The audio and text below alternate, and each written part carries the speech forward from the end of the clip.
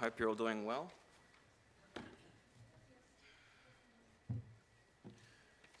Could I get the first slide up, please, Stefan? Thank you. Today, we are going to be talking about these. Who knows what these are? Resistors, yes. Before we get into it, though, if you could just bow your heads, I would like to have another prayer. Dear Heavenly Father, I pray that the words that come out of my mouth are inspired by your Spirit and your Spirit only, and I pray that you give me the wisdom and understanding to listen when he says speak or don't say that. I pray this in your holy and precious name. Amen.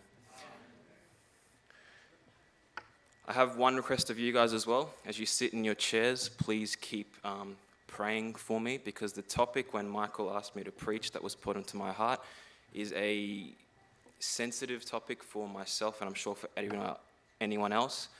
I am not the most articulate man, so please keep praying if you remember. Before I get onto resistors, I need to tell you, don't worry, go back, sorry. It's fine. I need to tell you a story. Who here remembers September the 7th, 2019? No? No one remembers that the Broncos played the Bulldogs? Or that the Ashes theory started in England? No, of course you wouldn't. There are certain dates that are ingrained into your mind, and this date is ingrained into my mind, and I'll tell you why. It was a Saturday. But for me to tell you what happened on September the 7th, I got to start on September the 5th, which is a Thursday. Thursday night, I get home from the gym, I have my dinner, something's not feeling right, stomach's in pain. A bit of a backstory, my lovely wife Jennifer works in a hospital, and she had told me that recently there had been a gastro outbreak in southeast Queensland. So I'm like, oh no, gastro is bad, or so I thought. So I'm like having my dinner, I'm not feeling well, I'm going to go to bed. Everything is solved by going to bed and waking up, isn't it? So I try to go to bed, but I'm in, at this point, a lot of pain. It's getting worse and worse. I'm trying to fall asleep. I got work in the morning. I'm keeled over in the fetal position, trying to get to sleep. In my mind, I'm going, it's like 11 o'clock. I went to bed at 9 trying to sleep it off. I'm not asleep by 11 o'clock. Midnight comes across. I'm going, maybe I should go to the hospital. No, the fetal position sort of helped. I fell asleep. I woke up the next morning. Pain was still there. It was numb, but it was still there. But I went about my day, did my thing. It was fine. I don't tend to, even though I should, I don't tend to worry about such things as much as I probably should when it comes to health. But my lovely wife, now, at the time wasn't, told me when I woke up on Saturday, even though the pain was still there, you should probably go to the hospital. I said, I've got lesson. I can't go to the hospital. I'm the youth leader. I have to go and do lesson. But no, Jennifer, being persistent, said, no, we got to get you to the hospital. Okay, so in the car we go to the hospital. I think I messaged David and said, sorry, can you please cover? And of course he said yes. I think I saw him come. He might be in the back with his kid. Thank you, David. And then I go to the hospital. Stomach's, at this point, the pain's gone. It's residual, pain's gone. I go to the emergency. I tell them what's going on. They say, okay, that's fine. Gastro outbreak, whatever, we'll check you out. So I sit in the emergency waiting room. We went about 8 o'clock, 9 o'clock in the morning, I can't remember, something like that. And they come to me at about 1 o'clock and go, okay, we can get someone to have a look at your stomach. Yeah, typical. QE2, eh? So this doctor comes in, or nurse at the time, not at the time, it was a nurse at this point, presses around my stomach, nothing, and presses in a certain point, the lower right corner. And I go, that's not ideal, it's a bit painful, but not huge. And she goes, oh, probably nothing to worry about. If it is what I think it could possibly be, you would be in excruciating pain, like you would not be just, ow, you'd be in tears. And I said, okay, well, what could it be? And Jennifer, being medically minded, said, well, your appendix is down there, but, you would be in agonizing pain. I'm like, okay, so it's probably just, constipation or something. So to cut a long story short, she's like, don't worry, it's nothing bad. We'll get you a ultrasound just to double check. Now, I get into the ultrasound about 3 o'clock, 4 o'clock. Again, no rush, because they're like, he's not an emergency. Now, ultrasound technicians aren't meant to say anything. They scan, you ask them what's wrong, they go, the doctor will speak to you. They're not meant to say anything. She gets to the lower right corner and her eyes widen. And I go, oh, is it my appendix? And she goes, oh yeah, straight to the OR. And I'm like, oh, okay. That's not good. And she's like, you're not in pain? I'm like, oh, it's painful. It was painful Thursday. Now it's fine. Yeah, and to cut a long story short, I get into the OR. They dress me up. It's like 6 o'clock. Like, we've got to remove your appendix. At this point, my parents have come. My mum's like, oh, I've had my appendix removed. Don't worry about it. Nothing major. I'm like, oh, great. So it's probably a genetic thing, eh? But she's like, don't worry about it. They do keyhole surgery now. Doctor's like, it's a 30-minute procedure. You'll be home tomorrow. They're like, you'll be home tomorrow. I'm like, oh, sweet. And it's like 6 o'clock. And I'm like, there's a Broncos game at 7 o'clock. Do you think I can watch it? They're like, yeah, you'll be fine. Half an hour, it'll be fine. So they do. Jennifer tells me, oh, when you go under, it's like the best sleep of your life. I've never been under. So I'm like, I'm looking forward to it.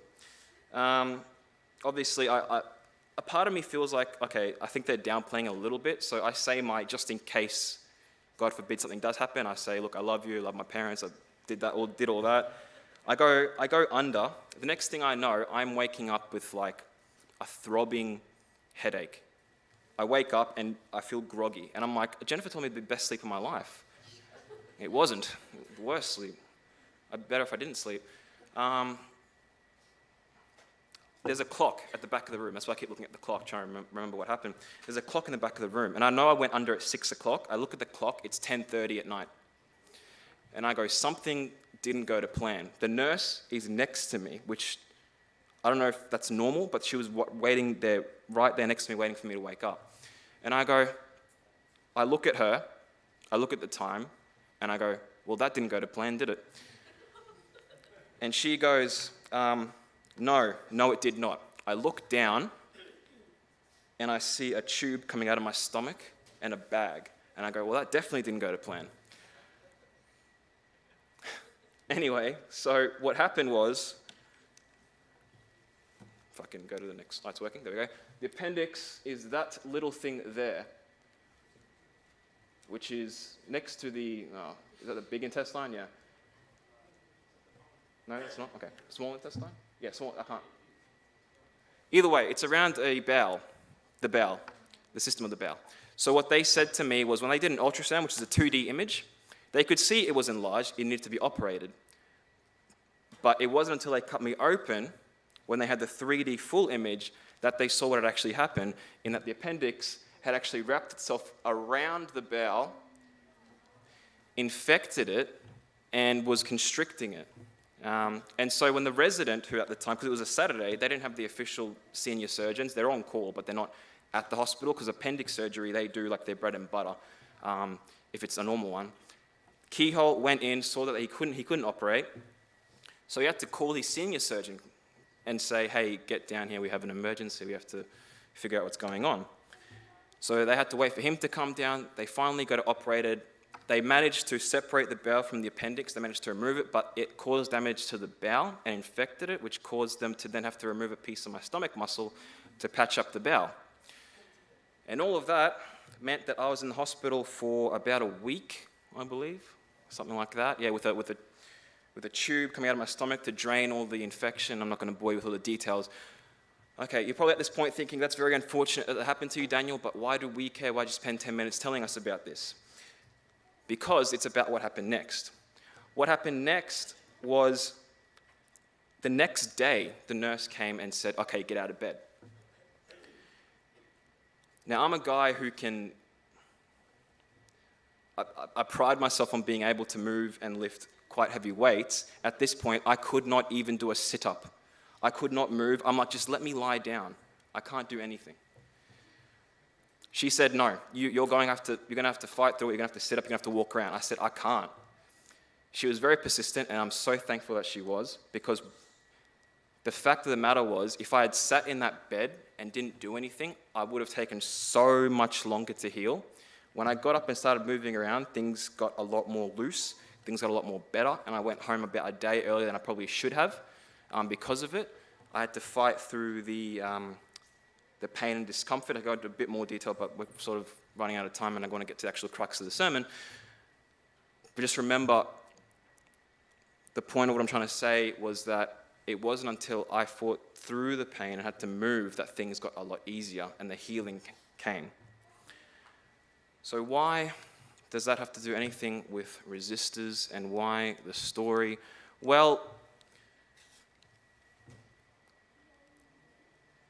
I would like to draw an analogy to say that Paul talks about this, the Bible talks about this in a very similar way. And if you want, or you don't, it's on here now, I want you to have a look at what Paul says in Romans chapter 5, verses 3 to 4. And it says more than that. More than what? Well, the context of Romans chapter 5 in the first two verses, he's talking about salvation. He's talking about the fact that we are justified, we are saved, and we have peace through God. And he says more than that. We rejoice in our sufferings. Really? Paul, do you even know my sufferings? Do you have any idea what I'm going through? Well, Paul does have an idea. And he says that knowing that suffering produces endurance, and endurance produces character, and character produces hope. And hope does not put us to shame because God's love has been poured into our hearts through the Holy Spirit who has been given to us. So not only do we rejoice in the plan of salvation, we rejoice in our own sufferings. It doesn't seem right. And I'm fully aware that what I'm saying is a difficult topic for a lot of people, and even myself, as I'm sitting here and reading these words, it's still very difficult for me to comprehend because,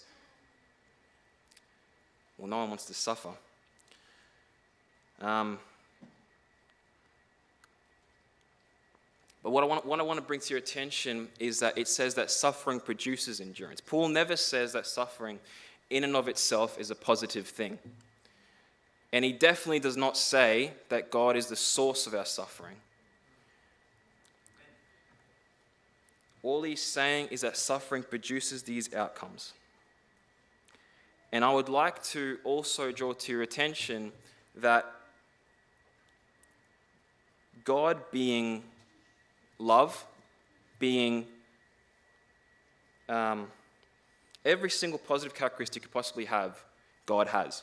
But the one thing the Bible does say is that God is love. It doesn't say God is mercy. It doesn't say God is loving. It says God is love. It says we've got all these positive characteristics, patience, kindness, whatever, but it says God is love.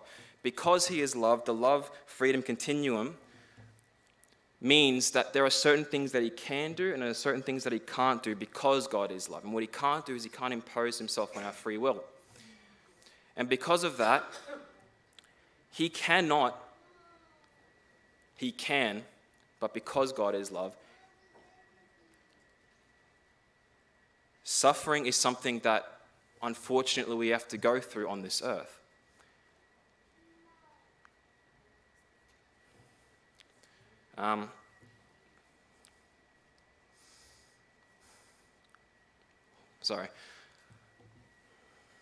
But what if my suffering has caused me to lose hope?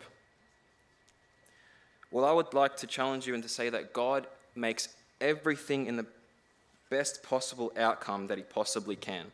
And that suffering could be the worst possible thing in the world, but God has a solution for that. And that solution is what Paul talks about: producing endurance, producing character, producing hope.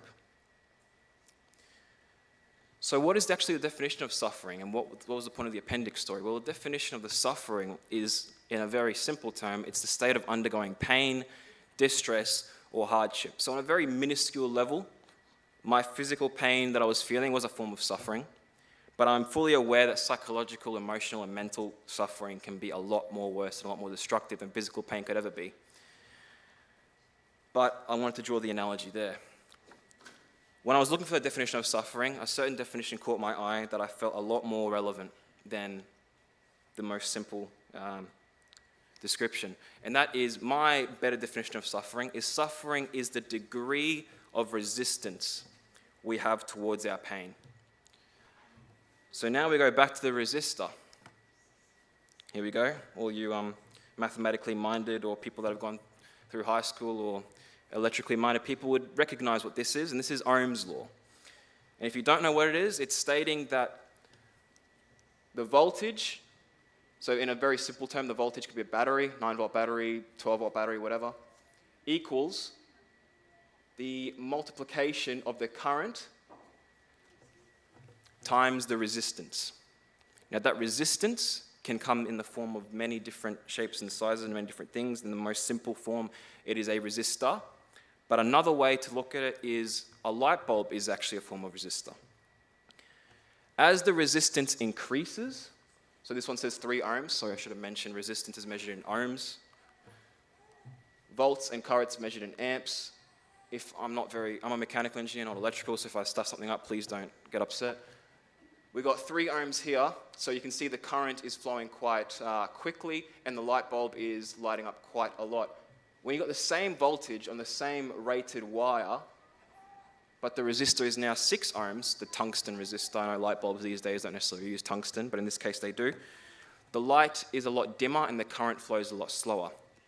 So what does this mean? Let's say that voltage or the battery volt is our input of pain, the event that has happened to you that has caused you suffering. If your resistance is low, if your degree of resistance to that input is low, then that pain, event, suffering goes in and out very quickly and your light bulb shines and you're all happy and you can deal with it. If your resistance is a lot higher, that pain and event is going to stew in that circuit for ages. Exact same event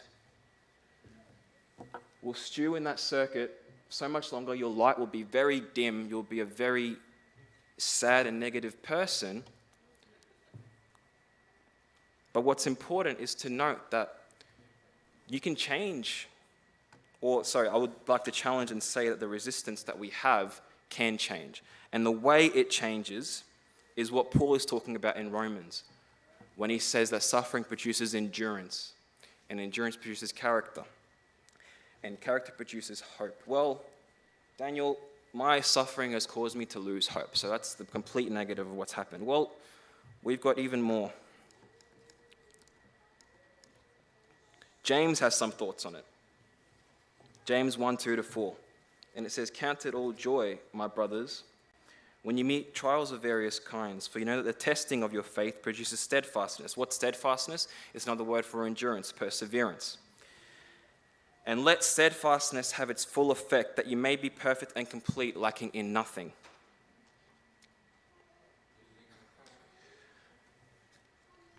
You cannot get through life without suffering. A number of somebodies will impose suffering on you in one way or another. You will lose a loved one, you will get a diagnosis. You will see the love in your spouse's eyes turn cold. You will lose a job. You'll be stuck in a job that you hate with no way out and decades of torture ahead of you. You will begin to question and doubt God's love. How can He let me go through this? How can someone hurt me so much? How can God allow such pain to come into my life? You may even see yourself become a bitter person, full of hatred and straying further away from God because of it. You may find yourself keeled over on the floor in the shower, weeping, punching the pillows on your bed, trying to make sense of it all. But something amazing happens when you are no longer able to change your situation. The only thing left to do is to change yourself.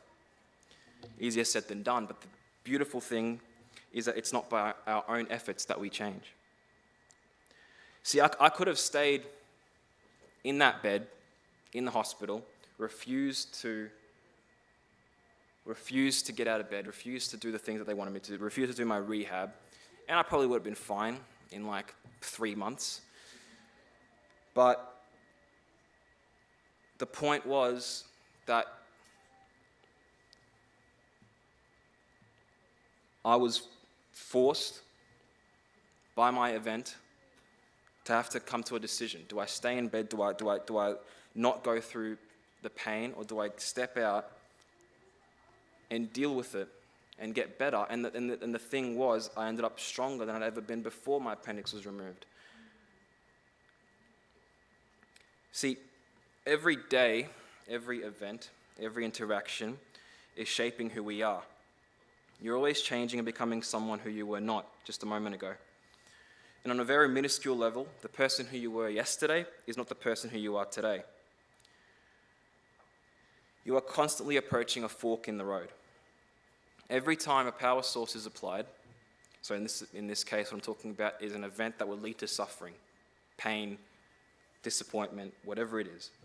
Every time the power source is applied, every time that circuit is called upon, every time you go through an event that leads to pain or suffering, you approach a fork in the road. And that fork in the road is, do I let myself become negative and cynical and self-loathing and a victim? And do I turn to things of the world potentially that could bring me comfort from the pain in the moment, whatever that is, whether that be alcohol, whether that be women, whether that be whatever it is in the moment that could give you some sort of freedom from the pain?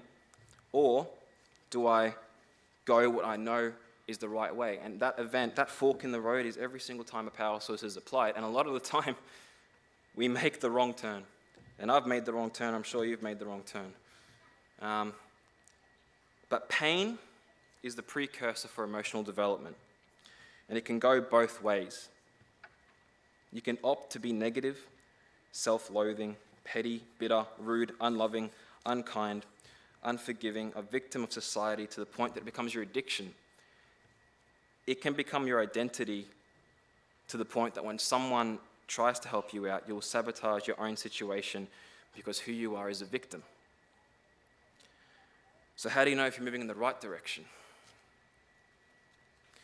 Well, you know you're moving in the right direction when you become more sensitive to people's hurt, not more hardened. When you are more empathetic, when you see others' pain and suffering and injustice and witness anything other than love, and it has a deep, profound effect. We've all experienced this. This is nothing new. The things that upset you when you were a kid, when you were younger, don't upset you today. You dropped your ice cream on the floor. It's like the end of the world. The same event when you're an adult, oh no, I lost $2. Let me go buy another one.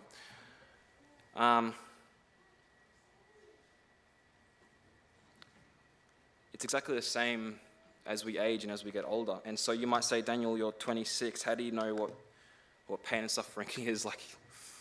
And you're right, I probably don't. But the point is, my resistance is probably a lot higher because of that. You've been through a lot more. And Paul is saying that can be a positive thing. It's not always a positive thing if you don't let it be. You can opt to stay in that bed. You can opt to keep turning the wrong way down the fork in the road, and the resistance will not grow. Sorry, you want the resistance to get less in this case. The resistance won't get less, and you'll constantly have the same resistance to the same events that will keep upsetting you day after day, week after week, and year after year. So you know you're moving in the right direction when you become more sensitive to other people's pain. But if you find yourself becoming more cynical, more negative, you need drama and you need gossip just to entertain yourself or just to get through, then I would challenge you and say that that's moving in the wrong direction. But Daniel, can't I get my resistance less? Can't I do all this without going through suffering? And no one wants to go through suffering. Well, Ellen White has some thoughts on that.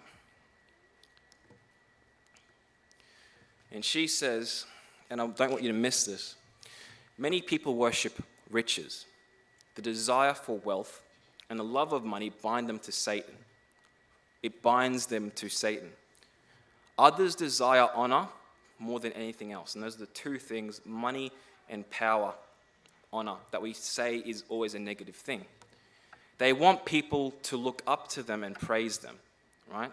Is that not what Satan wanted? That's his spirit. But look what she says next. Still others wish for an easy, selfish life with freedom from care. But we must turn away from all these. We cannot belong half to God and half to the world.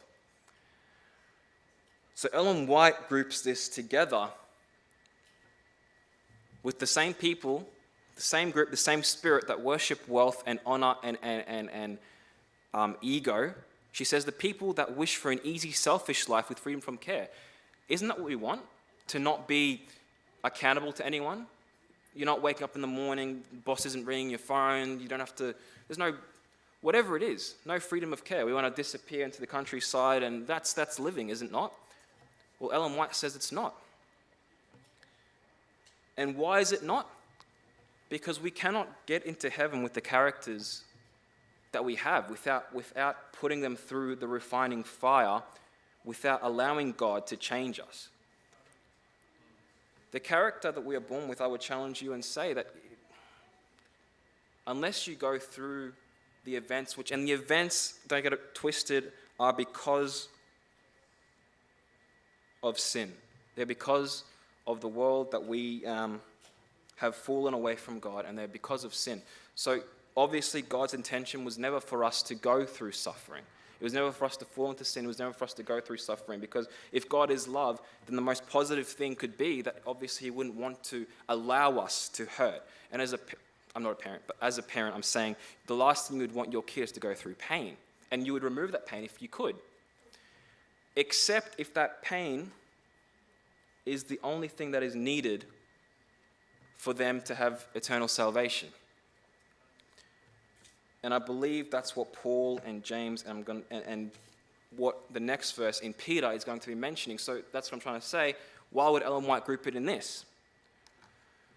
1 Peter chapter 1, verses 6 and 7 again says, "In this you rejoice, though now for a little while, if necessary, you have been grieved by various trials, so that the tested genuineness of your faith, more precious than gold that perishes though it is tested by fire, may be found to result in praise and glory and honor at the revelation of Jesus Christ."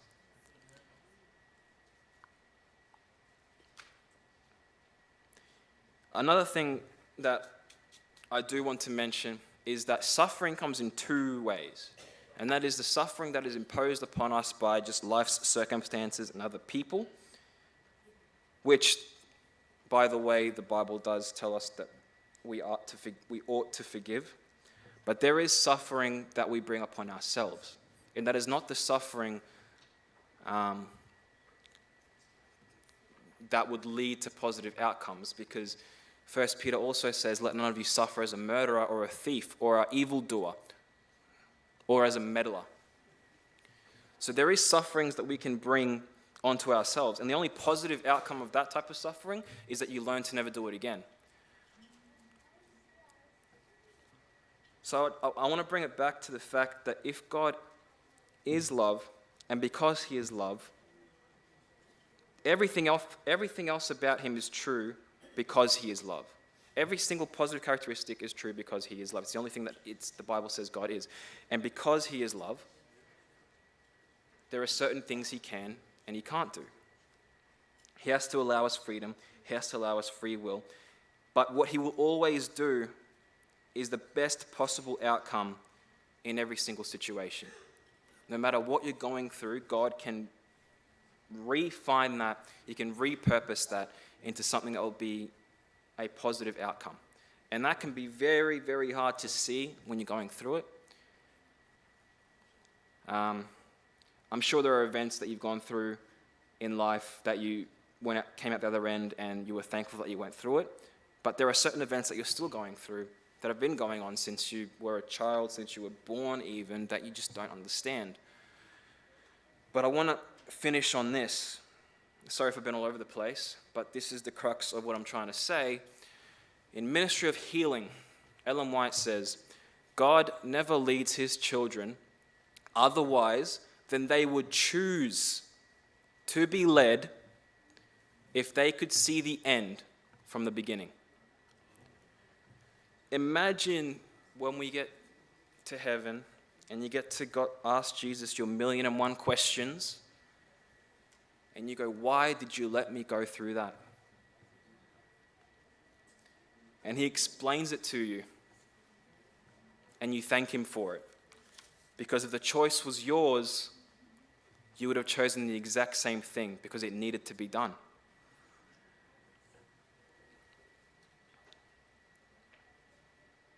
There are certain things that we can't understand. We can't fully grasp the great controversy. We can't fully grasp all the wrongdoings and the injustices of the world. And we can look at someone else and go, he's got an easy life. He's cruising through, and here's me with all these negative things. And you can say, God, you can pull me out, but you're choosing not to. Why? Well, one of the things that we read about that suffering and pain causes us to have is hope,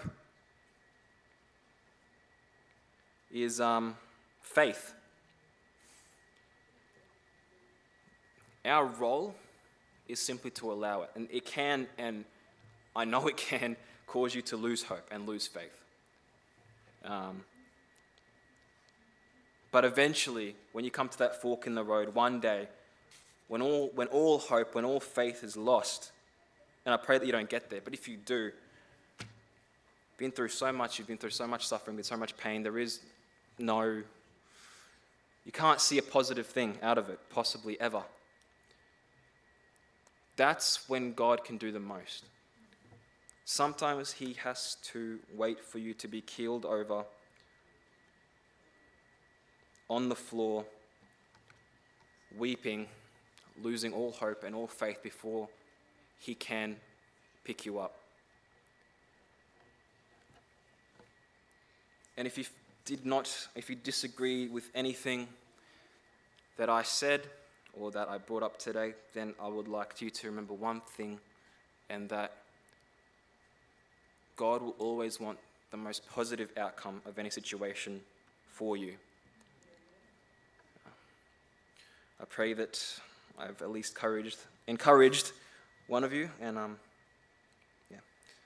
amen.